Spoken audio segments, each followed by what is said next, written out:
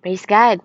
So tayo po'y dumako po sa um, how to control dimension. Amen. So purihin po ang Diyos. Hallelujah. So tayo po ay, dahil napag-usapan po natin kanina yung 2025, salamat po sa buhay ni Tatay. So tayo po ay papasok sa bagong taon, mga kapatid. Ano po?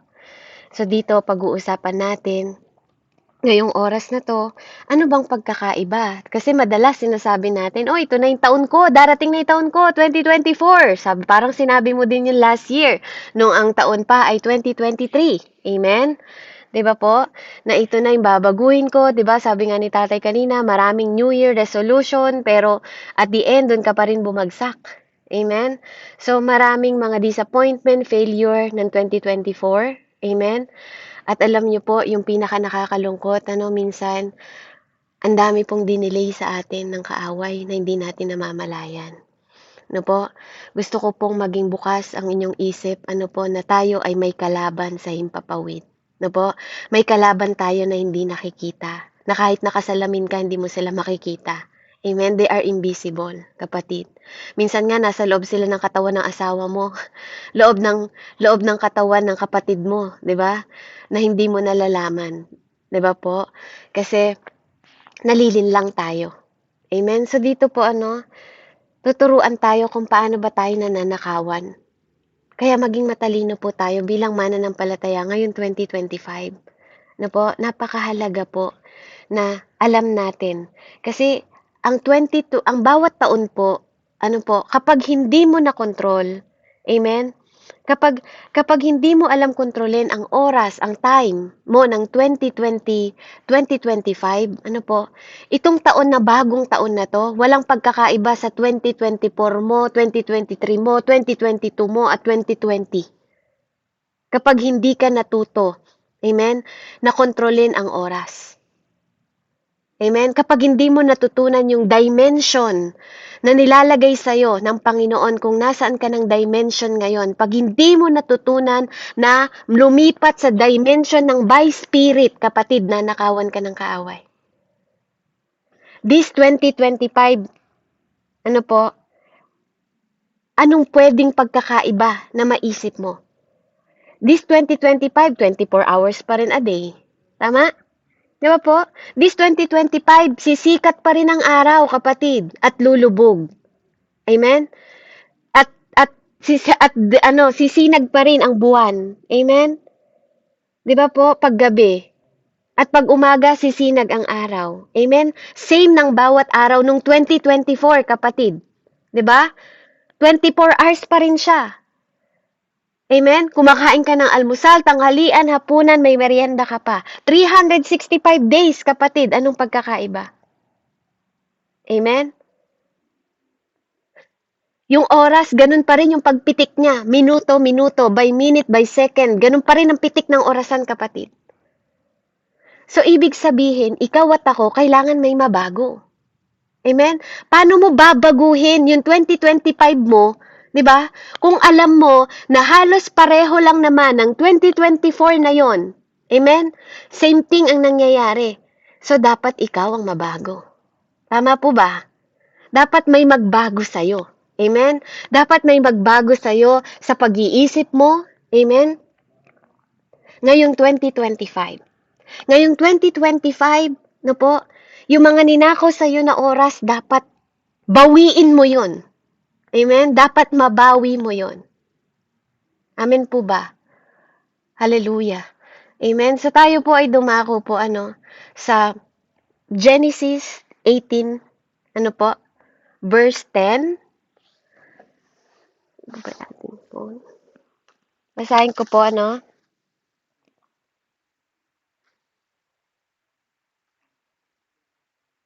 purihin ng Diyos. Genesis 18.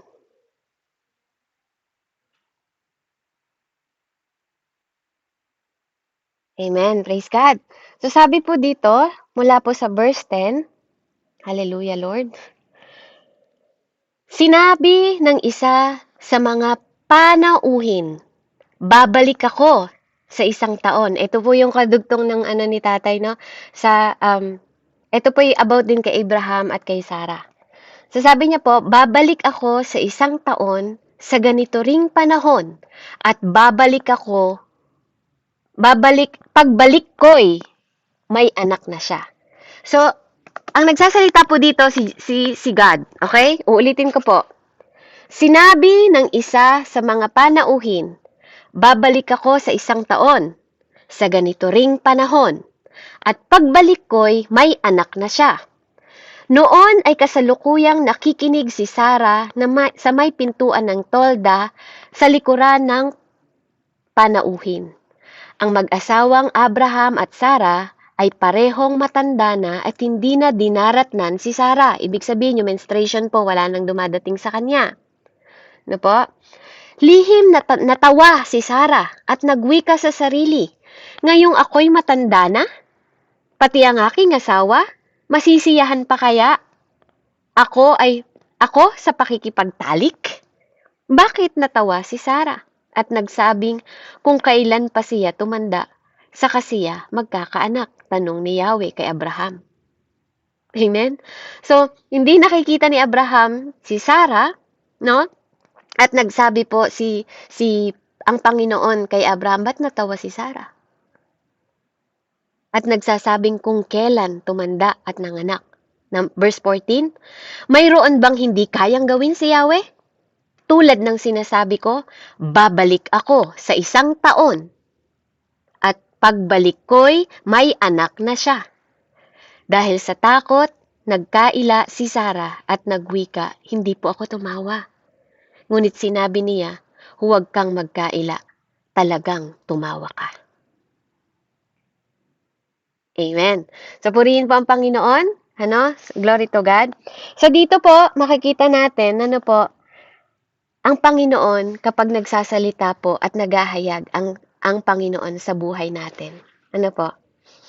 So, sa isang taon, sabi niya babalik. So, ngayon po, 2024. Tama po So, sa 2025, si Jesus pa rin ang Panginoon. Amen? Nung 2024, si Jesus pa rin ang Diyos. Amen? At hindi po yun nagbabago. Si Yahweh at si Jesus ay iisa. Amen? So, bawat taon ng buhay mo, present si God. At binabalik-balikan ka niya. Amen? At lagi mo siyang kasama. So, ngayon po, dahil hindi naman natin kayang ma-ship ang oras. Amen? Ano bang kaya mong gawin sa past mo? May kaya ka bang gawin sa past mo, kapatid? Wala. Hanggang tinatanaw mo lang yung oras at panahon na yon na lumipas. Amen? So, ang pwede mo lang makontrol ngayon yung future mo. Amen? So, pwede mo siya ngayon, kung ano yung mga bagay na hindi mo nagawa. 'Di ba po? Na hindi mo nagawa noong 2024, pwede kang magplano ngayon. 'Di ba? Katulad ng mga sinasabi nyo kanina. Na may mga panahon, amen, na nasayang po tayo. Paano? 'Di ba? Yung mga last year natin, yung mga past po na hindi na natin pwedeng ibalik, ano yung pwede mong gawin in future, kapatid? You cannot go into past and change anything. Amen po ba? Hindi ka pwedeng pumunta sa nakalipas mo at baguhin mo yung nangyari sa istorya na yon. Hindi na. It's waste time, di ba? Di ba po? Sino dito yung may mga failure nung last time na ikaw ay mananampalataya na, tapos imbis na magdiretso ka sa paggawa ng Panginoon, maraming mga nagpaalala sa iyo, maraming mga nag-guide sa iyo, pero di mo pinakinggan, lumiko ka pa rin ng daan, and anong nangyari sa iyo? Amen? Nag-failed ka. Anong nasayang mo? Oras. Na sana nagdediretso ka ng paglilingkod sa Panginoon. 'Di ba? Pero nagkaroon ka ng delay. Bakit? Because of your disobedience. Ano yung ninakaw sa'yo ng kaaway? Time. Amen? Nakita niyo po kung paano ka ninakawan ng time? 'Di ba? Na hindi mo namamalayan, kapatid, hindi ka nagiging matalino. Ngayong 2025, pinag-aaralan natin yung dimension na to. Ng dimension ng time. Na may dimension pala ang oras. Amen? Diba? Kung naging mas maingat na higit kang maalaga sana sa katawan mo, hindi ka nagkasakit. Dahil nagkasakit ka, nanakaw yung panahon na dapat umaawit ka, na dapat nagwo-worship ka sa Panginoon, na dapat naglilingkod ka. Amen po ba? Nakita nyo yung pagnanakaw ng time, ng oras ng kalaban na hindi nyo po namamalayan dahil akala natin nabubuhay lang tayo dito sa mundo sa mga mata, di ba? Sa mga nakikita ng mata ninyo. Na hindi nyo namamalayan, kapatid. Nananakawan ka ng oras, nagkakaroon ka ng delay. Nagkakaroon tayo ng delaying. Amen? So dito sinabi kay Sarah, amen? Pero alam nyo ba, nagtagal ng 14 years pa na taon. Amen? Yung pag-aantay ni Sarah, because why? Because of unbelief. Kapatid, baka matagal ka nang nakatanggap, baka noong 2024 pa lang, 'di ba? You are blessed pero dahil hindi ka naniniwala, sabi nga ni Tatay Eric kanina, dahil hindi ka naniniwala, hindi makagawa ngayon ng miracle si Lord sa'yo. Do you remember yung first miracle ni God sa wine?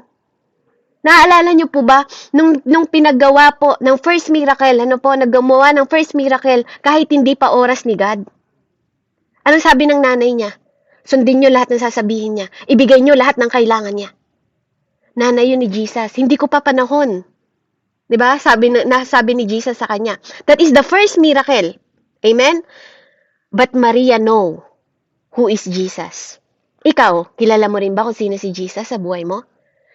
But Maria know na yung anak na yon na pinagbuntis niya ang magliligtas ng buong mundo. Sundin niyo lahat ng sasabihin niya.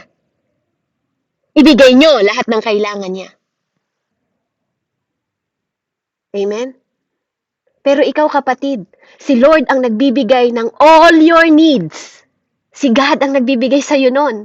Hindi ikaw nagbibigay sa Diyos. Pero dahil yun, sinasabi yun ni Maria because it's Jesus. Pero sabi sa salita ng Diyos, di ba? Ibinibigay ni Lord sa iyo yung all your needs. Ikaw, kapatid, kamusta ka? Paano mo ginagamit yung binibigay sa iyo ng Panginoon? Paano ka nagpapakasangkapan, 'di ba? Sa regalo na 'yon. Amen? Sa binibigay sa iyo na knowledge ng Lord. Amen? Nakita mo kung paano ka ninanakawan ng kaaway, aawayin ka ng asawa mo para may mga bagay na hindi ka magawa para sa Panginoon? Sino ang pina-priority mo?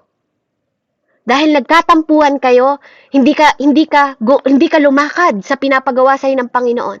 Amen? Hindi mo namamalayan na ginagawa yun ng kaaway to distract you. Amen? Kaya yung dapat pagsiserve na meron ka, yung dapat na may kapayapaan ka na nagsiserve sa Diyos na delay because of time.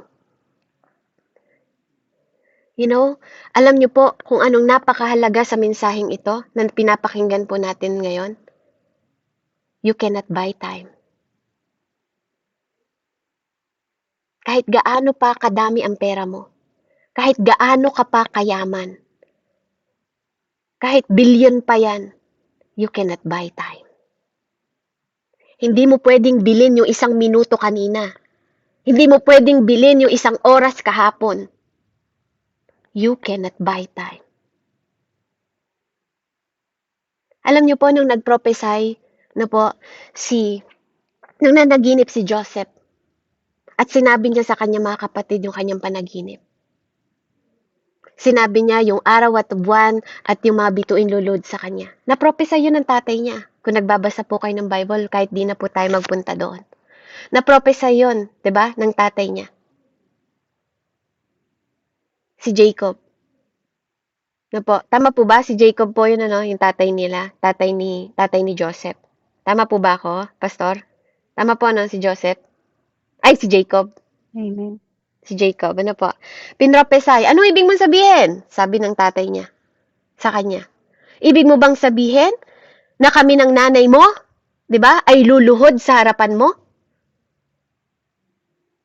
'Di ba? Yun yung pagkakapropesay niya nung sinabi niya yung panaginip niya sa kanyang ama. 'Di ba? At kinainggitan siya ng mga kapatid niya. Anong ginawa sa kanya? Binugbog, 'di ba po? Tinapon sa balon. Amen? Gusto pa nga siyang patayin, pinigil lang ng isang kapatid. Amen? So, nakulong siya, 'di ba? Naano siya sa asawa si Potiphar, 'di ba po? Nakulong siya sa kulungan. Amen? Nakita niyo po? From that time na naginip si Joseph, hindi na siya kahit kailan na naginip. Nakita niyo po yun? Po? Yung vision niya, natapos na that time. Simula po nang nag-prophesy sa kanya yung tatay niya, simula nung naginip siya ng last na yun, never na pong nanaginip si Joseph the Dreamer. Po? Natuto siyang mag-interpret. Binuksan ni Lord yung isang ability, yung isang gift sa kanya to interpret the dream. Pero nung una, hindi siya marunong mag-interpret, hindi nga niya na-interpret yung kanyang dream. Amen po ba? Nakakaano po ba kayo? Nakakasunod po ba kayo sa mensahe? Diba? Nakita niyo po yun? No? Kinuwento pa nga niya yung kanyang panaginip sa tatay niya dahil di niya maintindihan. Then nung nakulong siya, interpreter na siya. Nakita niyo po? No? Na all things work for good kung marunong po kang tumanggap, 'di ba? Kung marunong kang i-activate, 'di ba? Ipinanalangin niya, sa Diyos siya nakaasa. Hindi ako magbabasa ng ano mo, 'di ba? Ng prayer, ng ano mo, ng panaginip mo, sabi niya po doon sa king, 'di ba? Nung siya ay pinatawag, ang Diyos ang magbibigay ng interpretasyon. Amen. Ano po? Dahil doon, paiklin lang po natin kwento ni Joseph na 'yon, 'di ba? Ginawa siya na kanang kamay, amen? Siya po, dahil 7 taon na maghihirap o kailangan nag-ipon siya ng mga naging kanang kamay siya na po, ng king. Amen? Sa madaling salita po, nung siya ay naupo na sa upuan, hindi niya po inalala yung kanyang mga magulang. Amen? Hindi niya agad tinawag yung kanyang mga kapatid. Kahit may kapangyarihan na siya that time. Dinelay niya pa. Ano po sabi? Delay, di ba, is disobedient. Tama? When you delay something na pinapagawa sa'yo ng Diyos, that is disobedient. Amen? Kung nang naupo siya, agad, dahil may kapangyarihan na siya, that time, pinatawag niya yung kanyang pamilya, siguro, that time, buhay pa yung nanay niya. Pero nakita nyo? No? Kasi that time, hindi niya pa rin pinatawag yung kanyang pamilya hanggang nagtagutom, hanggang inantay niya pa nagpunta doon yung mga magulang niya. Though he had knowledge na naghihirap ang buong bayan. Amen? Diba? Nagpunta pa yung magkakapatid sa lugar niya para humingi. Diba? At anong nakita niya? Diba po? Nung tinanong niya kung buhay pa, makikita mo doon na hindi pala siya nakapagpatawad deep inside. Meron dito sa atin, meron sa inyo, baka meron pa sa inyo yung hindi ka pa nagkakapagpatawad hanggang ngayon na nagde-delay sa'yo ng open door ng Panginoon. Na gusto ka ng pagpalain ng Panginoon pero sa puso mo may nakikita pa yung Diyos na hindi ka pa nakakapagpatawad. That time, alam niyo po, hindi pa pala siya gano'n nakakapagpatawad. Kung hindi niya nakita yung mga kapatid niya na iba na ang trato dun sa bunso nila, hindi niya pa aaminin na siya si Joseph. Hindi niya pa ipapatawag yung kanyang tatay. Dahil pinatagal ni Joseph because there's something pa pala sa kanyang puso na hindi pa siya nakakapagpatawad sa kanyang mga kapatid. Nung pinatawag niya yung kanyang tatay, wala na yung nanay niya. Pero nakita niyo po yung panaginip niya? Ang araw at ang buwan. Amen? Ang araw at ang buwan ang nakita niya. Pero dahil pinatagal niya, there's delay ng time na sana nakita niya pang buhay yung nanay niya sa harapan niya. Pero dahil there's unforgiveness, na delay si Joseph. Nakaka-relate po ba kayo? Nakita niyo po sana yung oras. Nakita niya sana yung panahon na buhay pa yung nanay niya. Nakita niya na ibigay niya pa sana, di ba, yung magandang buhay sa nanay niya. Kapatid, kamusta ka ngayon? Buhay pa ba yung nanay at tatay mo? Na imbes na may mga hatred ka, imbes na may mga sama ng loob ka sa mga sinasabi ng ibang tao o mga kapatid mo, di ba? May pagkakataon ka, di ba, na maibigay yung magandang buhay sa nanay mo. May pagkakataon ka na makapagregalo sa kanya. May pagkakataon ka ipakita yung pagmamahal mo. Ano yung ginagawa natin ngayon? Amen? Treasure the time. Kasi ikaw lang ang makapagbibigay ng schedule sa sarili mo. Ikaw ang makikipagbigay ng oras sa mga mahal mo sa buhay. Ikaw ang nagdidesisyon noon, hindi ang Diyos. Amen? Yes, God is in control sa oras. Amen? Siya yun. Pero kapatid, ikaw gumigising ka na umaga, ikaw nagko-control, nag-a-alarm, ano oras ka gigising, ano oras ka maglilinis, di ba? Ano mo nga yung plan mo by time eh. Amen po ba? Di ba? Meron ka bang time doon sa mga mahal sa buhay? May time ka ba doon kay nanay? May time ka kay tatay? May time ka ba sa mga anak mo? May time ka ba para sa ministry, para sa gawain ng Panginoon na ikaw ang nagko-control? Amen? So nakita niyo po kapag tayo, nakalimot tayo at na-distract tayo ng kaaway, because of unforgiveness, pwede niya palang ma-delay, 'di ba? Yung plan ng Lord sa atin.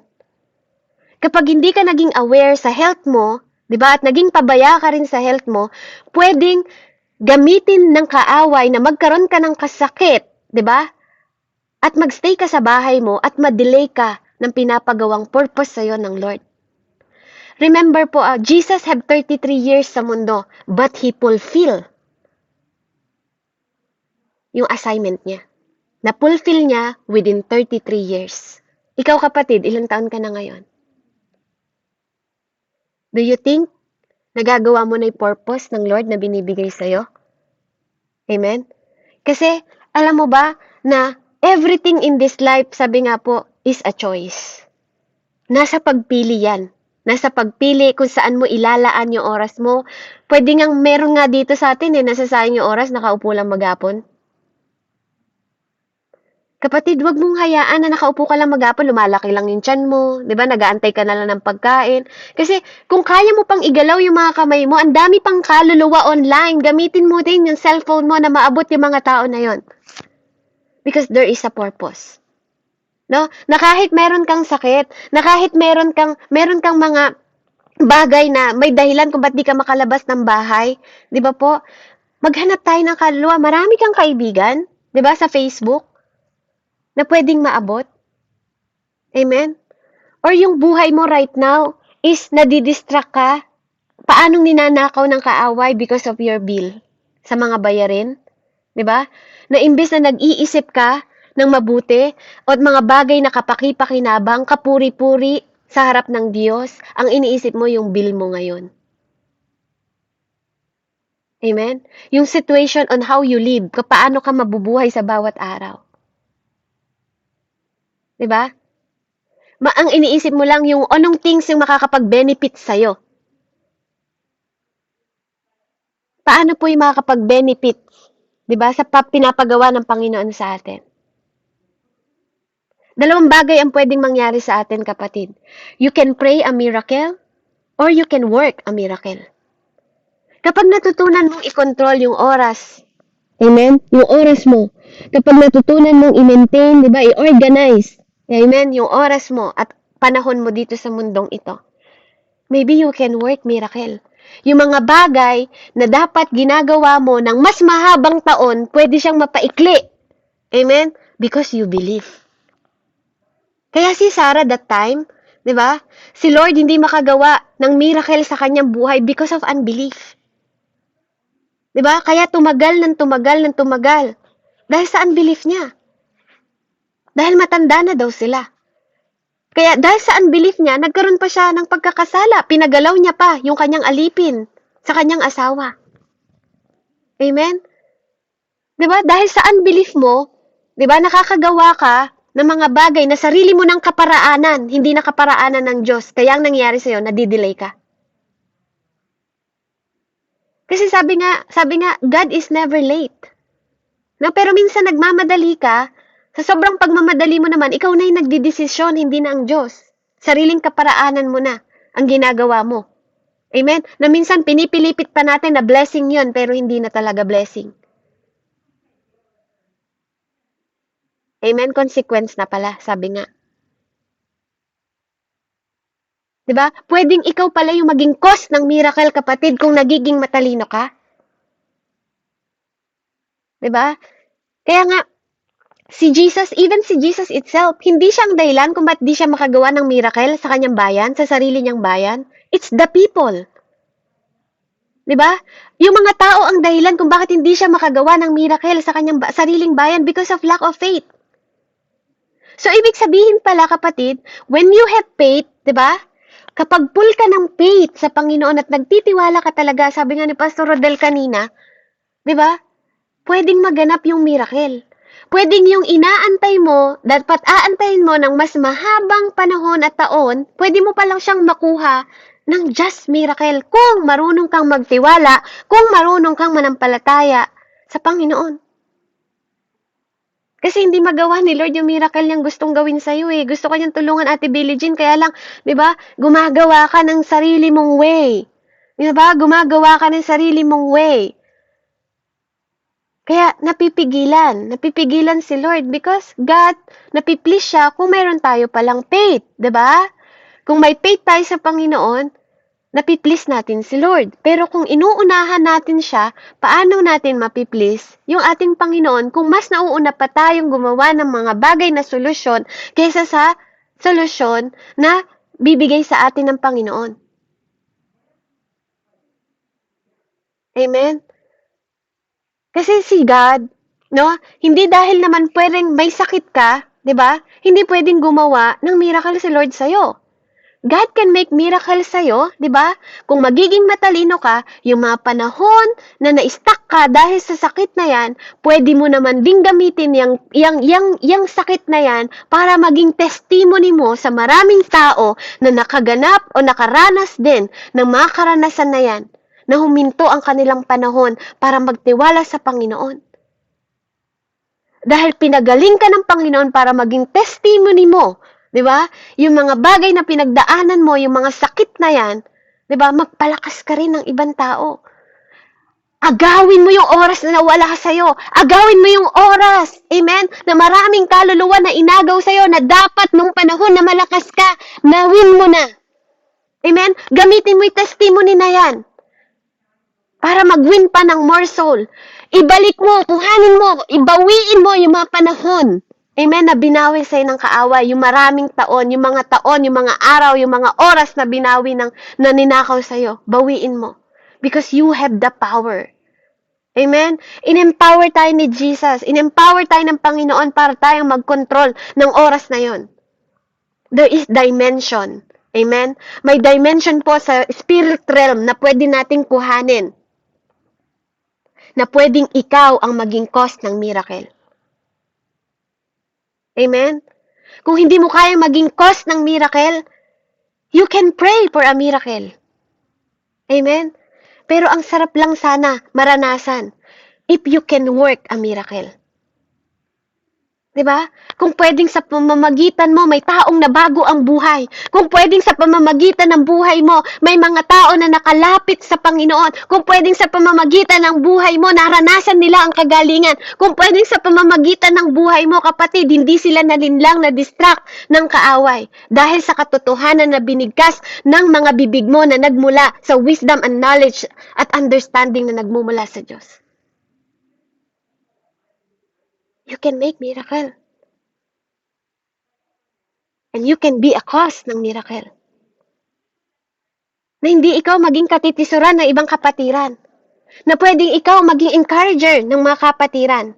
Amen? Na pwedeng ikaw pala'y maging access ng miracle. Amen? Amen. Amen. Na pwedeng ikaw ang maging dahilan. Amen? Na magkaroon sila ng belief. Na yung Diyos, di ba po, nakapagpapagaling. Na yung Diyos, di ba po, nagbibigay ng miracle. Amen? Na yung Diyos pala na yon nakakapagpabago ng buhay. Na yung Diyos pala na yon nakakapagpagaling ng addiction. Amen? Na yung matagal na panahon na ninakaw sa kanya na naging addict siya sa alcohol, naging addict siya sa paninigarilyo, naging addict siya sa drugs, naging addict siya sa babae, naging addict siya sa pagsusugal. Meron palang reason na pwede mong siyang manakaw, pwede mong maagaw. No, agawin ninyo, sabi nga ng Panginoon sa kanyang salita sa Jude, 'di ba? Agawin ninyo yung mga kaluluwa. Amen? Na napapahamak. Na pwedeng ikaw pala 'yon. Na pwede mo palang nakawin yung oras na ninanakaw sa kanya ng kaaway because of the truth na bibigkasin ng mga bibig mo. Na yung nagmumukmuk siya ngayon, na nag-aalala siya ngayon para sa kanyang anak. Amen? Na pwede palang yung bibig mo magamit ng Panginoon. 'Di ba? Kuya Yolando, 'Di ba? Hindi natin kayang baguhin ang tao. Pero by prayers and miracles, 'di ba? Hindi po tayo magsasawa, ipapanalangin natin yung tao na yan. Na wag mo rin siyang pagsasawaan, na wag mo rin siyang susukuan. Na katulad mo rin na may taong hindi sumuko para sa'yo, kaya ka nandito, kaya ka nagpapatuloy. May tao rin na umabot sa'yo, may taong ginamit si Jesus para abutin ka, may taong nagpapaalala sa'yo araw-araw, may taong nananalangin para sa'yo kahit hindi mo alam.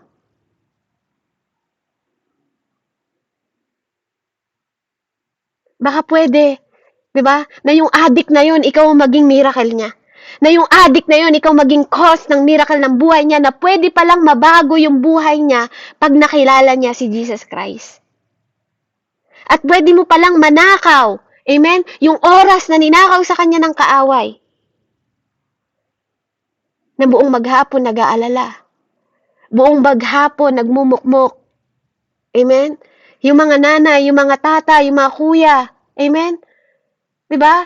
Nakaupo sa tahanan na walang ginagawa. Okay na lang na kumain, 'di ba? Pwede ka palang magsalita. Pwede mo ipahayag yung magandang balita para magkaroon naman ng kabuluhan at purpose yung kanyang buhay na hindi lang siya nakaupo, nagpapalaki ng tiyan sa tahanan. Amen? Pwede palang habang naghahanap buhay ka, pwede mo rin ipakilala si Jesus Christ. Umupo ka sa tabi niya ng nakatulala, no? Nakatulalang kapatid na nakatambay sa tindahan ninyo. At kamustahin mo yung buhay niya. At magkaroon ka ng wisdom. Amen? Na para papasukin at maipapasok yung gospel sa buhay niya. Amen? Bakit po? Bakit ko to sinasabi? Ang dami pong mga tao ngayon na tumatanda na lang, even tayo mga Kristiyano po, no? Even ako, inaamin ko po, na maraming naagaw na oras yung kaaway sa akin. Amen? Kasi sa galit. Kasi sa pagtatampo ko sa mga kapatid ko. Amen? Sa mga pagtatampo ko sa masasakit na salita na dapat pala hindi ako nagpa-apekto kasi gawa pala yun ng kaaway. Amen? Gawa pala yun ng kaaway para ma-distract ako, para hindi ako mapokus sa purpose ko, para mapulpil ko. Sayang yung oras. Ang dami kong sayang na oras na nakakapanghinayang, Lord. 'Di ba? Nung pinag-aaralan ko to, oo nga, Lord, no? Umiyak lang ako ng buong maghapon na yun nung sinaktan nila ako. Dapat pala hindi. Pero hindi ko na pwedeng agawin yung nakalipas ko eh. 'Di ba? Hindi ko na pwedeng mabago. I cannot change anything sa lahat ng Pasko. Sa lahat ng 2024 na iiwanan natin ngayon, wala na tayong kayang baguhin. Kundi, nawa manatiling aral yun sa atin that this 2025, huwag kang papayag, kapatid, na nanakawin ng kaaway yung oras na yon. Yung oras na kahit nagtatampo ka sa asawa mo, amen, nandun pa rin yung pagmamahal. Amen? Na i-control mo yung season kasi kapag na-control mo pala yung time, amen, pwede kang dalin nun sa tamang dimension. Ano ba yung dimension? Sa tamang lugar. Amen? Kapag ikaw mayroon kang pananampalataya at nagtitiwala ka sa Panginoon, pwede ka palang dalin nun sa tamang dimension. Sa tamang mga tao. Amen? Na kahit sa paningin mo, mali sila, maling mga tao sila para mahalin, kahit sa palagay mo, maling mga tao sila, 'di ba, para samahan. But because you have supernatural mind na katulad ng Diyos ngayon, amen, pwede mong mabago yon. Amen?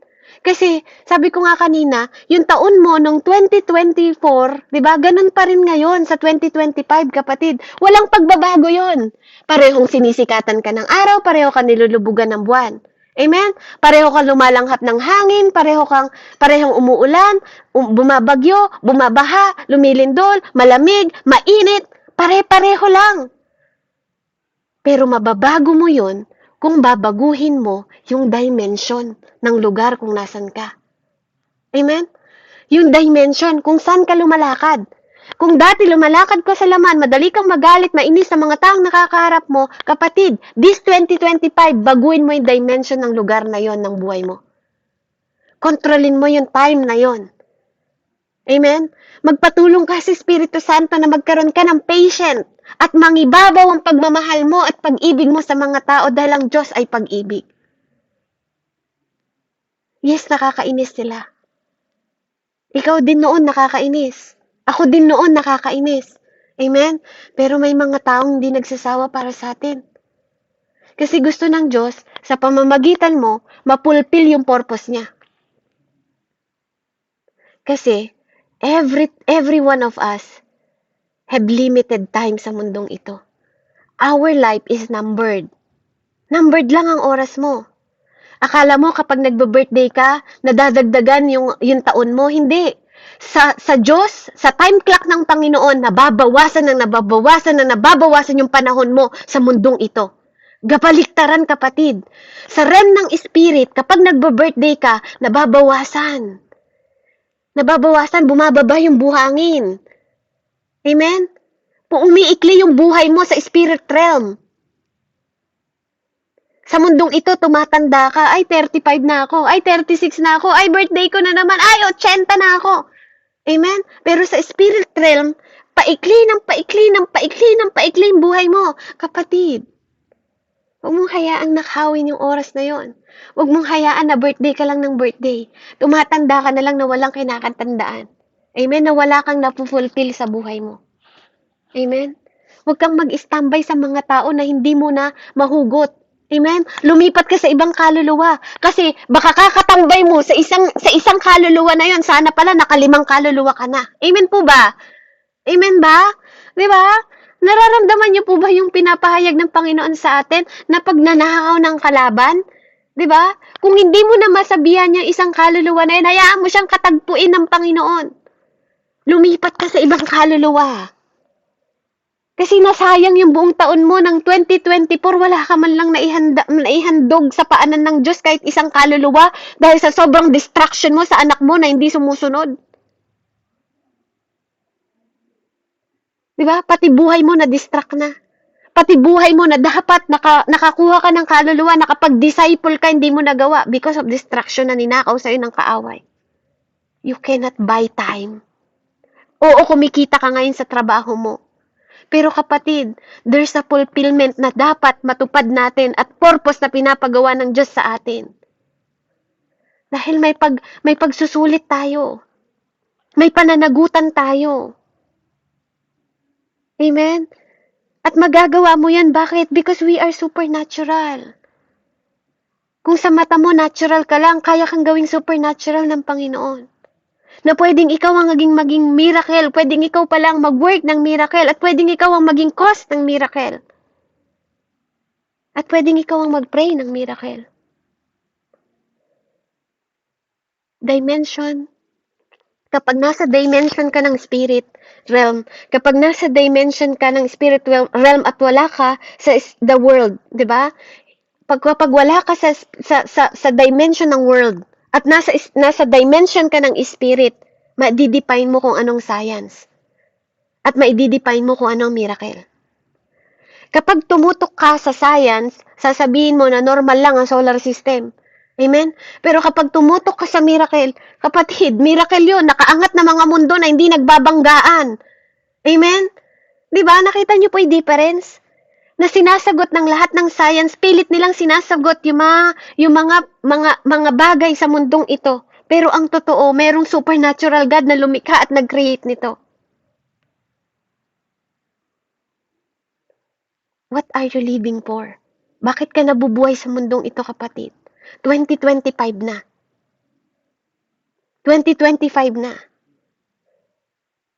Kasing rami ng araw ng 2024, yung 2025 na papasok ngayon. Maging meaningful sana yung buhay mo. Mapulpil mo sana yung mga nanakaw sa'yo at mabawi mo. Dahil yun ang pangako sa'yo ng Lord, ibabalik niya ang lahat ng nawala sa'yo. Amen? May kapangyarihan po ang Diyos kung tayo ay magtitiwala at mananampalataya po sa Kanya. Amen? Napakahalaga po na maniwala tayo at manampalataya po sa Panginoon. Amen? Na lahat ng mga nawala sa atin, pwedeng ibalik ng Diyos kung tayo ay mapiplease natin siya na manampalataya po tayo sa Diyos. Amen? Dahil makikita nyo doon sa Genesis 21 verse 1. Amen? Nung naniwala lang si Sarah, saka lang po nabuo ang kanyang anak.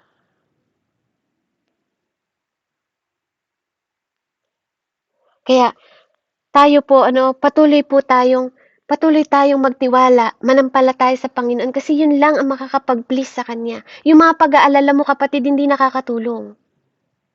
Amen? Yung mga pag-worries mo, anxiety mo, hindi nakakatulong. This 2025, kapatid, huwag kang magpatalo sa kaaway. Binigyan ka ng free will ng Lord makapag-isip ng mga bagay na mabuti, yun ang gamitin mo. Amen? Dahil gustong magsimula ng Diyos sa'yo ngayong 2025. Gusto niyang mabago ka this 2025. Gusto niyang mabawi mo lahat. Dahil yun ang binibigay niya sa'yo.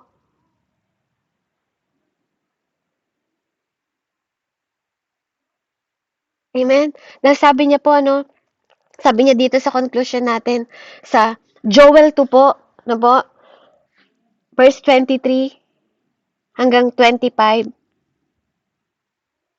Sabi niya po dito, magalak kayo, mga taga-Sayon. Matuwa kayo sa ginawa ni Yahweh na inyong Diyos. Pinaulan niya ng sapat na taglagas at gayon din ang taglamig. Tulad ng dati, uulan din ang tagsibol. Kapatid, kung anong panahon ng 2024, ganun pa rin ang magiging panahon at season ng 2025. May taglamig, tag-ulan, 'di ba? Kung anong nasan ka bansa, kung anong circulation, ganun pa rin ang circulation ng weather, kapatid. Pero hindi mo man 'yun mababago dahil hindi 'yun nasa under control mo. Yung nasa control mo, 'yun ang mababago mo. Amen? Na anuman ang season ng buhay mo, anuman ang sitwasyon ng buhay mo. Amen? Dapat maging Diyos siya ng buhay mo. Verse 24, mapupuno ng ani ang mga gilikan, aapaw ang alak at langis ng mga pisaan. Verse 25, napakaganda pong pangako ng Diyos. Ibabalik ko ang lahat ng nawala sa inyo. Nang pinsalain ng katakot-takot na balang ang inyong pananim.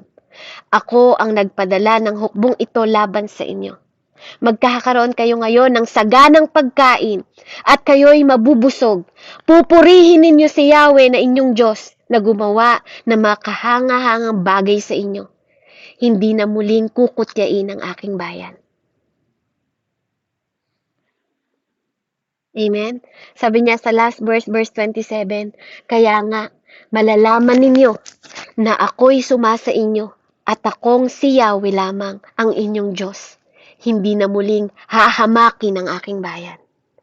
Kapatid, dinamitan ka na ng Diyos.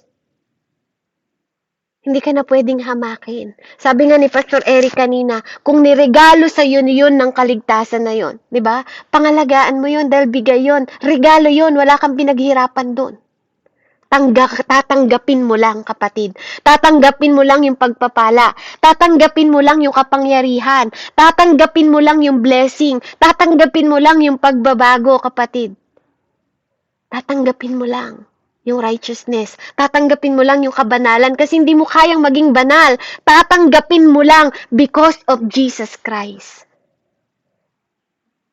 Amen? Tatanggapin mo lang yung pagbabago. Kailangan mo lang ma-adapt yung pagbabago para mabuhos ni Lord sa'yo. Para magkaroon ng miracle yung buhay mo, kailangan mong tanggapin. Amen? Tatanggapin mo lang ang kagalingan. Tatanggapin mo lang ang prosperity, tatanggapin mo lang yung pagpapala. Maniwala ka para makita mo. Kasi sa mundo ng spirit realm, kabaligtaran sa mundo. Believe, then you will see. Yun ang spirit realm. Sa mundo, to see is to believe. Kapatid, baka hanggang ngayon, to see is to believe pa rin ang gusto mo kahit anak ka na ng Diyos. Kaya ba ikaw na ang nakikialam ng desisyon na dapat Diyos ang nagdidesisyon? Kaya ba ikaw na ang nagsuswitch? Amen? Na imbis na hindi ka nadidelay, ikaw pa rin ang nagdidesisyon para sa sarili mo. Kaya imbis na mapadali lang ang problema mo, lalong nagpapatong-patong. Huwag natin nakawin yung manobela kung totoong sinorender na natin sa Panginoon at you are not living by yourself na, but you live by Christ. Kung totoong namumuhay ka na para sa Panginoon, bakit ikaw pa rin ang nakikialam ng buhay mo? Bakit ayaw mo makinig? Amen? Kasi hanggat hindi tayo nakikinig, hanggat di tayo nagtitiwala at nananampalataya sa Diyos, maraming bagay ang nade-delay sa'yo. Amen? Maraming bagay ang nadidistract ka at ninanakaw ng kaaway sa'yo na dapat joy ang nararamdaman mo this 2025 pero dumating na, lumipas na ang 2024 at 2025 na, nalulugmok ka pa rin. May anxiety ka pa rin. Nag-aalala ka pa rin. Kapatid, transformation this 2025. Dagdagan mo pa ng mas malalim yung pananampalataya mo para matutunan mong mag-accept at mag-receive. Dahil it is finished. Tapos na, kapatid. Tapos na. Tatanggapin mo na lang. Yun ang problema sa ating mga mananampalataya. Tatanggapin na lang natin. Re-receivein na lang natin. Pero because of your unbelief, diba? Nananakaw tuloy yung oras. Na dapat joy na yung nararamdaman mo. Na dapat peace na yung nararamdaman mo. Kapayapaan ang hatid ko sa inyo. Na dapat pagmamahal na nararamdaman mo, hindi na unforgiveness. Na dapat forgiveness na ang nararamdaman mo, hindi na galit. Amen? Pero dahil pag nangibabaw pa rin yung mga distraction na yun sa'yo, at hindi bunga ng banal na espiritu ang nangingibabaw sa buhay mo, hindi mo marireceive at hindi mo maa-accept yung mga bagay na nakahanda sa'yo. Sabi nga, di ba? Sa table ng kaaway mo, kapatid. Sa table ng kaaway mo, di ba sabi sa Psalm? Ano po, sa Psalm 23? Di ba? Sa table ng kaaway mo, ipapakita ng Panginoon. Psalm 23. Tingnan nga po natin yung pinasok po ng Lord sa aking mind right now. Ano po? Sabi niya dito, purihin ang Panginoon. Hallelujah. Hallelujah, Lord. Sabi niya dito,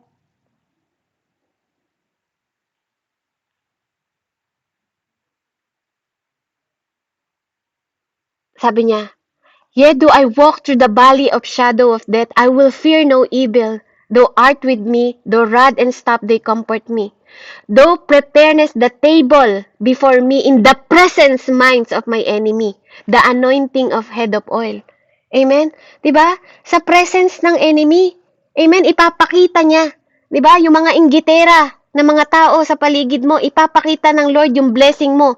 Ang totoong blessing ng Lord, hindi tinatago, kapatid. Ano po?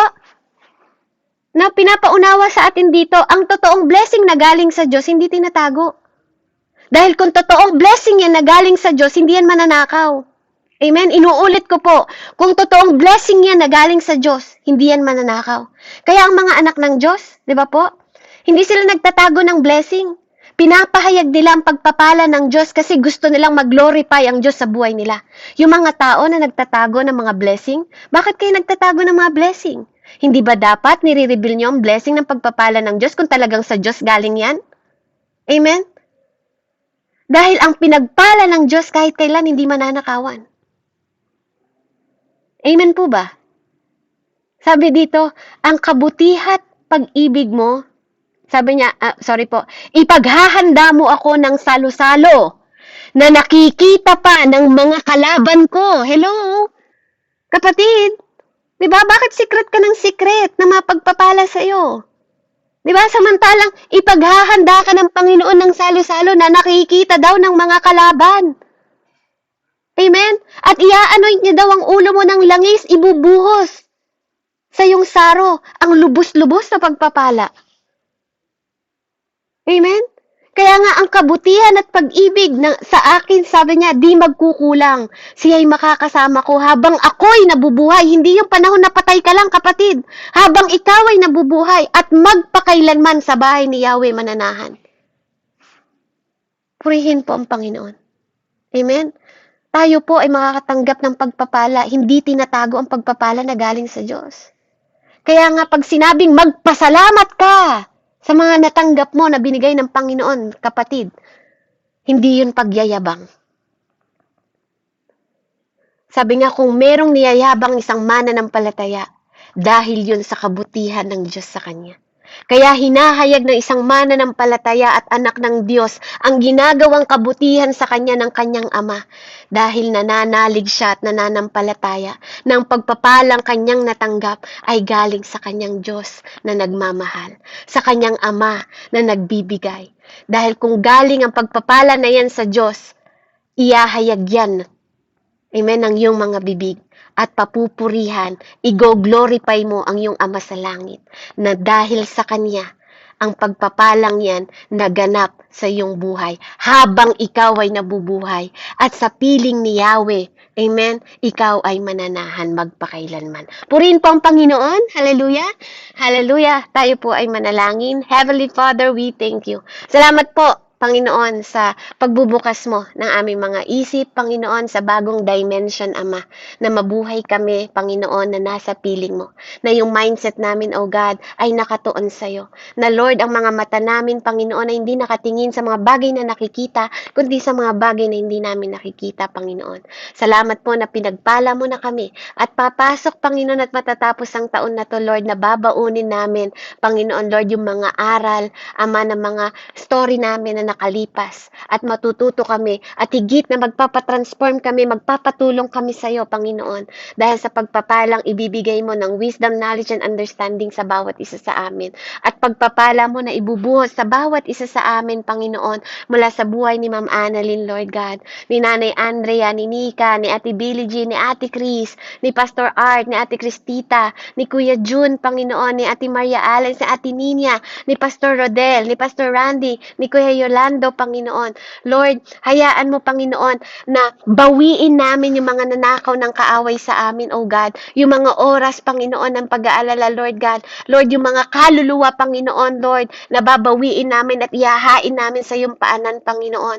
Na matutunan namin na ikontrol ang oras, Panginoon, sa pamamagitan ng aming mga pananampalataya, Lord God, na ang mga kayamanan na natanggal sa amin, na nakuha sa amin, Lord God, this 2025, Panginoon, Lord God, paiikliin namin, Panginoon. We will be the cause of miracle, and we can pray for the miracle, and we can be a miracle, Father God, in the mighty name and powerful name, Jesus, Lord God, na lahat ng lalapatan ng aming mga kamay, as you said, Father God, in the Jesus name, na lay your hand to the sick.